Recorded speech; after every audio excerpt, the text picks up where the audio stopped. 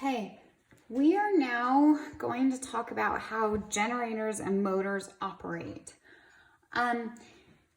Basically, we're using energy conservation or energy conversions to produce electrical energy. We're taking mechanical energy and turning it into electric energy using the idea that a rotating conductor, a moving conductor within a magnetic field produces a current.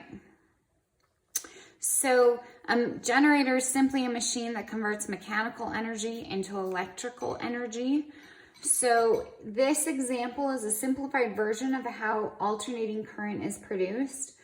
You can think of the wire.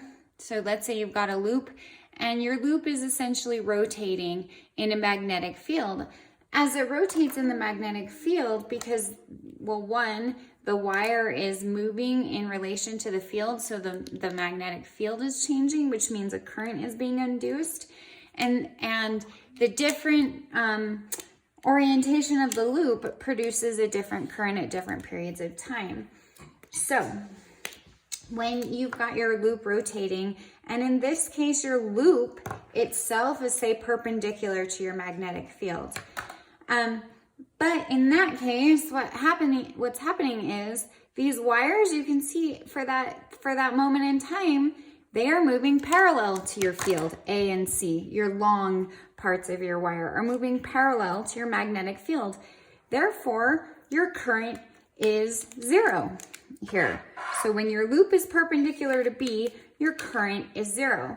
As your loop continues rotating, it gets to this point here where, let's say, A and C are now moving, for that brief moment in time, they're moving perpendicularly to B. So when A and C are moving perpendicular to B, we have our maximum positive current.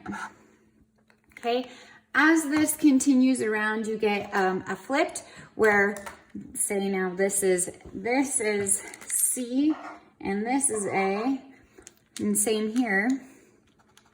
This is C and this is A. So you have your current flipped around. And again, for that moment in time, when your loop is parallel to your magnetic field, your wires are moving parallelly. When your loop is perpendicular to your magnetic field, your wires A and C would be moving parallel to your magnetic field. So your current is again zero. And then when it comes around and has opposite orientation, you have your maximum negative current. Okay, so basically that spinning that is created, the spinning of the loop within a magnetic field is what creates current in our wire and creates electricity. So they use like turbine blades. So if this were connected to a turbine, your turbine blades would spin, the blades would spin the loop is within a magnetic field, and that's what creates current, which I found really interesting. Then what happens is we can then turn this into a sinusoidal graph. So when we've got our current, our loop rotating around, it starts, say this is figure A here. It starts at 0 and then it reaches maximum EMF at B. It goes back to 0 at C, maximum minimum at minimum EMF. The most minimum current we get, the most negative current we get at D, then back to A, B, C, D, and as it's spinning, we just create this sinusoidal graph versus time. Okay, so we've got time here and EMF on the left. EMF is like our voltage, right? Okay, so our maximum EMF is equal to the absolute value of our minimum EMF is equal to the absolute value of our maximum EMF. And we can describe this using a sine function. So EMF is equal to NAB omega. This is lowercase omega. Remember, we use uppercase omega for resistors. So that's lowercase omega. Just a little fact there. This kind of fancy W. Times the sine of omega time, where theta has taken in is equal to omega times time. Omega is our rotational frequency. So our rotational frequency in terms of radians. So this is pretty much how many radians per second it's moving. And so it's equal to, omega is then equal to 2 pi. Those are our radians times our frequency, where frequency is F, and that's measured in hertz. So that's like cycles per second. So if we have 60 cycles per second, you multiply that times your 2 pi, which gives you 120 in radians per second is how quickly our loop is rotating. Okay, so if we're trying, a lot of times we're going to try to figure out our maximum voltage that we're going to produce, our maximum EMF. So that's when omega times time is equal to pi over 2, or 90 degrees. So when the sine of 90 or the sine of pi over 2 is 1, that's going to give us our max EMF. So this is now 1. So we end up with the number of loops. Our maximum EMF is equal to the number of loops times our cross-sectional area of our loop times the magnitude of our magnetic field multiplied by our angular frequency. So we're going to use that to figure out some maximum EMF based on some values, and we'll solve some problems using it. Okay. Alternating current is electric current that changes direction at regular intervals. This is what is supplied to our homes from power companies. In general, this current has a frequency in the United States of 60 hertz, which gives us an angular frequency of 120 pi radians per second, because our angular frequency is 2 pi f. So if they give us a frequency, we multiply that by 2 pi to find our angular frequency. So number 1 asks us, a loop with 37 turns and an area of 0.33 meters squared is rotating 281 radians per second. The loop's axis of rotation is perpendicular to a uniform magnetic field with a strength of 0.035 Tesla. What is the maximum EMF produced? So we want to know our maximum EMF once the loop is in the correct orientation.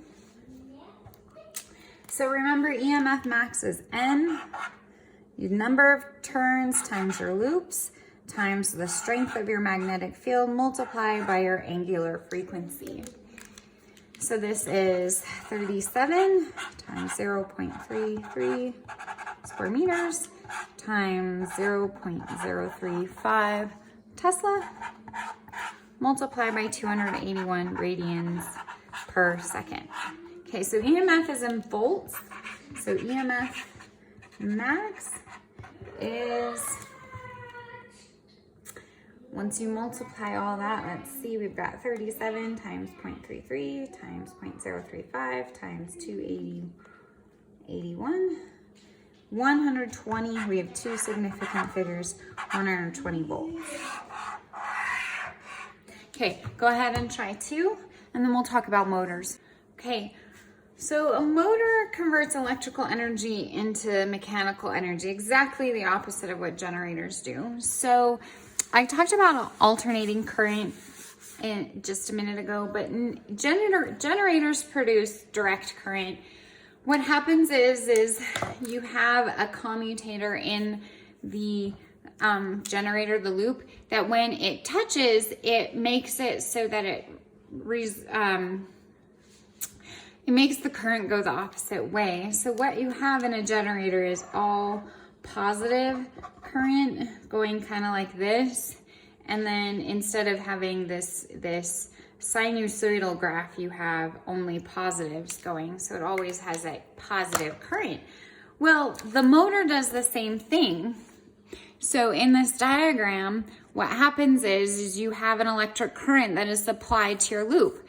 That makes the loop spin until it's in line with the magnetic field. But then, so once that happens, your commutator the brushes are in common contact and they make that electrical contact, which then reverses the reverses the current.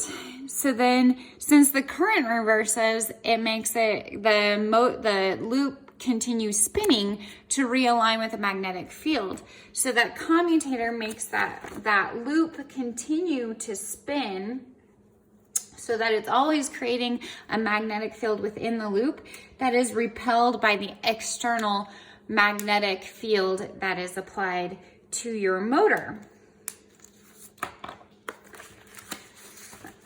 So without the commutator, what would happen? Well, it would spin until it was aligned with the magnetic field, but then it would have no reason to continue spinning. Okay, mutual inductance. Michael Faraday first demonstrated the principle of electromagnetic induction. So he used a coil connected to a battery and a switch to create a magnetic field X in this primary coil. Wrapped around part of the iron ring and connected to a galvanometer is the secondary coil Y. The EMF is produced in the secondary coil when the magnetic field of the primary coil is changed. So when they connect the switch, it changes. When they disconnect, it changes. So then that creates a voltage source in the secondary coil. When the current is constant, so when the battery's been on, that EMF becomes zero. So what can predict the magnitude of the EMF predicted by? What can predict the magnitude of the EMF produced by this? It's Faraday's law of induction, where we have the negative times the number of loops times the changing in magnetic flux divided by the change in time. This can be written as this term mutual inductance multiplied by the change in current divided by the change in time. So mutual inductance is the ability of one circuit to produce an EMF in a nearby circuit in the presence of a changing current. So we're using our current that then creates a magnetic field that then creates a change. A change in magnetic field creates another current. And the reason that this becomes important is this is the basis for a transformer. And we use transformers all over the place to step down our voltage from the large voltage that is transferred across the United States in the power lines, and also sometimes to step up voltage if it's lower and you need it higher. It's extremely useful and they are pretty much ubiquitous. So that brings us to, what Michael Faraday did, trying to create an EMF to look at changing magnetic fields that then produce currents, led to the development of the transformer. So a transformer is a device that increases or decreases an EMF or an alternating current. Okay, and we can see this is a very simplified diagram of a transformer. You have a voltage source connected to you have a voltage source, which is your primary voltage, connected to a primary circuit, which has a primary current wrapped around this iron core or iron ring. This primary voltage, if it's alternating current, it's constantly changing, which creates a constantly changing magnetic field, so an EMF in the secondary coil is produced. And the secondary coil is then connected to the secondary voltage, secondary number of terms, secondary current, which then would have something on this side, which is the resistor, what you're powering. Okay, so if we relate those, if we look at what that would mean, we have consider our voltage source, our primary EMF is equal to our primary number of terms times our change in magnetic flux divided by our change in time. Now that would then be, our secondary voltage is equal to the number of turns in our secondary loop times the change in magnetic flux divided by the change in time. Well, that change in magnetic flux divided by the change in time for both those loops is the same. That's equal. So if we solve for that, here we get our EMF divided by the number of terms in our primary, our EMF divided by number of terms in our secondary. Those are equal to each other. Drop the negatives because the negative equals a negative. Don't need it. And that gives us our transformer equation down here at the bottom, where our secondary EMF is equal to the number of secondary loops divided by the number of primary loops multiplied by our primary EMF. And we're going to use this equation and their relationship to each other to kind of predict how step up and step down transformers work. So I've used that term twice, step up and step down.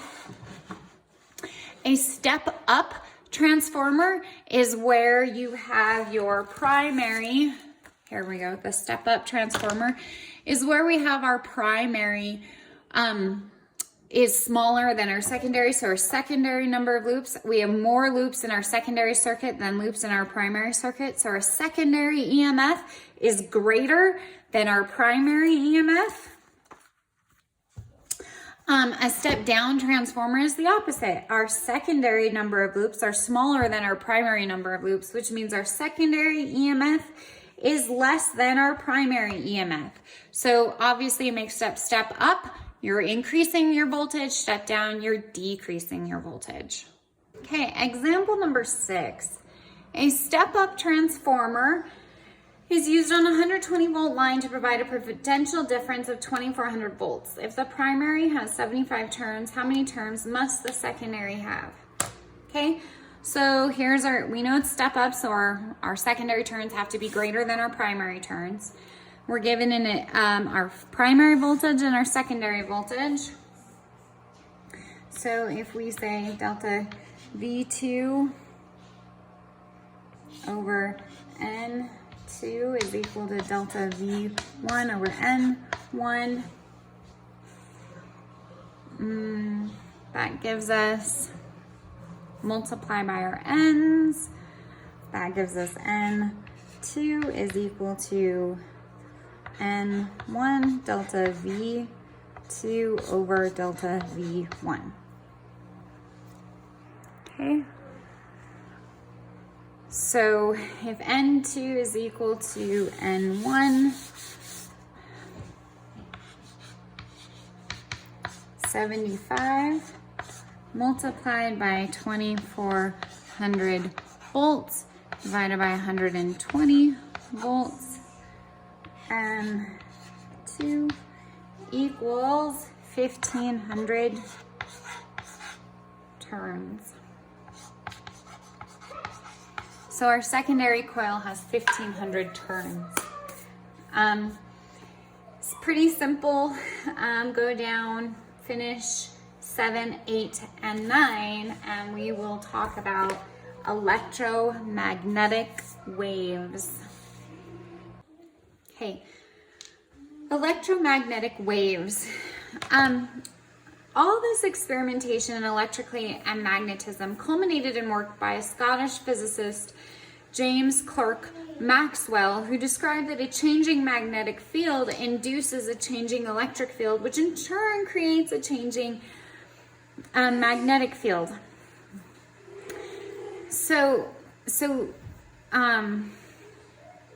The predicted results of those changing fields is a wave that moves through space at the speed of light. So this physicist, Maxwell, predicted that light moves was an electromagnetic in nature. So electromagnetic waves are oscillating electric and magnetic fields. So you have an electric field oscillating perpendicularly to a magnetic field. It is a transverse wave, so the direction of travel is perpendicular to the oscillation of your fields, your magnetic fields. So from all this, so you can see you've got your electric field moving here and your magnetic field moving here. And this is how electromagnetic waves move through space. They can move through a vacuum, which is how all the electromagnetic radiation reaches Earth from the sun. So all waves transfer energy. Electromagnetic waves, energy is stored in the oscillating electric and magnetic fields. So then they can transfer that energy to particles in a fluid. So like a microwave, or to particles in an object. Like a microwave uses electromagnetic waves in the form of microwaves that then increase the speed of your water molecules, which increase, so it transfers energy to your water molecules, and that increases the temperature. So electromagnetic radiation is the transfer of energy, associated with an electric and magnetic field that varies periodically and travels at the speed of light. So, electric force and magnetic force are two aspects of a single force, electromagnetic force. And this is one of our four fundamental forces that we have in the universe. The other two being gravity and the strong and weak nuclear forces. The strong nuclear force is what holds the nucleus of an atom together, and the weak nuclear force has to do with beta decay and going from like changing a proton to a neutron in nuclear decay. So we have these forms of energy, and electromagnetic waves go all the way from, at their smallest radio waves, at the lowest frequency, longest wavelength radio waves, all the way up to your highest frequency, shortest wavelength gamma rays. You can even talk about electromagnetic radiation in the terms of energy. So the higher the frequency an electromagnetic wave has, the higher the energy that it has. So we talk about electromagnetic waves in terms of wavelength, frequency, and energy. The simplest radiation source is, say, you have an oscillating charged particle. So if you have this negatively charged electron in the presence of a proton, and it's oscillating back and forth, that is actually going to create some electromagnetic, it's going to create an electric field that produces a changing magnetic field that's perpendicular to the electric field. And then that magnetic field produces a perpendicular electric field, and so on.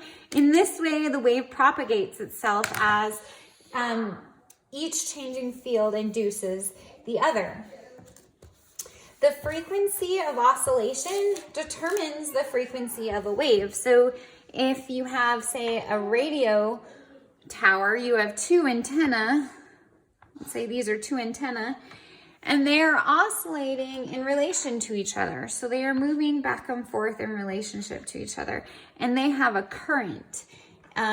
They're connected to an alternating voltage source, changing from positive to negative at the desired frequency, and this is how radio waves and cell phone towers send signals.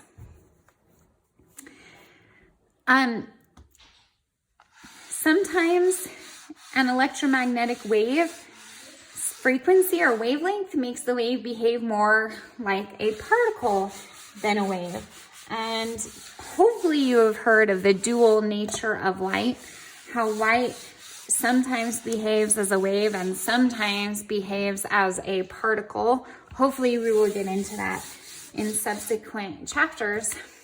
But there's no difference. So it does sometimes behave like a particle and sometimes like a wave, but that doesn't change what light is at different frequencies, but how it behaves. So sometimes because of the frequency, it'll behave like a wave, and sometimes it'll behave like a particle. It's still the same, it just behaves slightly differently. And this leads us to what a photon is.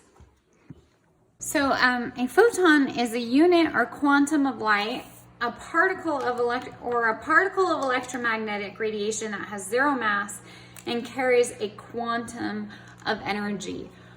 So experimentation with light actually led us to the idea of quantum mechanics, that energy is discrete units, not continuous, not a continuous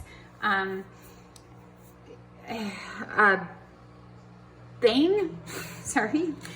And so these photons are sometimes what we describe as particles of light.